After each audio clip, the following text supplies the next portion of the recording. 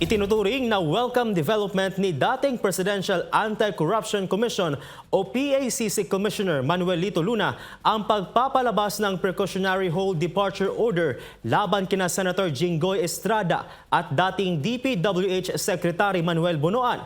Pero giit ni Luna, mas mainam kung maisyuhan na ang mga ito ng arrest warrant para matiyak na hindi sila makakalabas ng bansa habang gumugulong ang investigasyon sa flood control scandal. Si Margot Gonzalez sa report.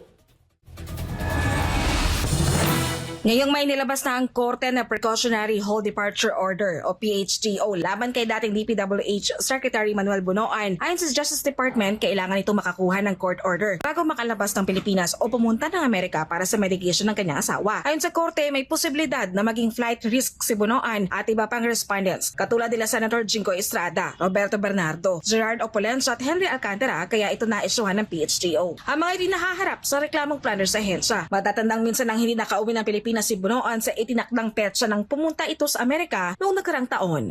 Tulad nung umalis siya, hiningi namin yung itinerary niya, saan siya pupunta. And of course, nagkaroon ng konting issue doon kasi hindi naman siya bumalik doon sa original date na pinangako niya. No, so again, another move ng prosecutor, the state, really here is baka flight risk kasi yung ibang respondent. Kaya humihingi ng precautionary hold departure order. Na yun naman yung binigay ng korte. Kaya ngayon, pag babiyahe yung mga na-cover ng precautionary hold departure order, kailangan na nilang magpaalam sa korte. Ang pag-issue ng PHDO laban sa mga respondent ay tinaturing na magandang hakbang. Pero ayon kay dating PACC Chief Attorney Manuel Lito Luna, mas mainam na agad silang makasuhan at maisyuhan ng warrant of arrest upang tuluyang hindi makaalis ng bansa. Paliwanag ni Luna, sa bigat ng plunder case na kinasasangkutan ng mga ito, dapat lang nahigpitan ang pagbabantay sa kanila. Anya, kapag may warrant at nagpiyansa, otomatikong hindi na sila pwedeng umalis ng bansa nang walang pahintulot.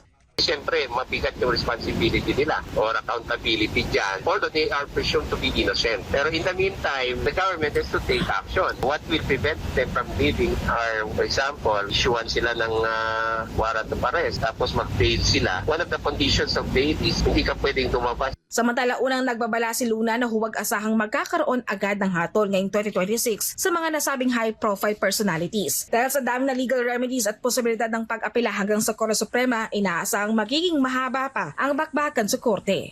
Matagal talaga yan. Ordinary cases nga, di ba? Tumatagal ng ilang taon. And you're talking of big personalities who can put up good defenses and they have the means. Get the money to hire the best lawyers in the country. Para sa Diyos at Pilipinas Kumahal, Margot Gonzalez, SMNI News.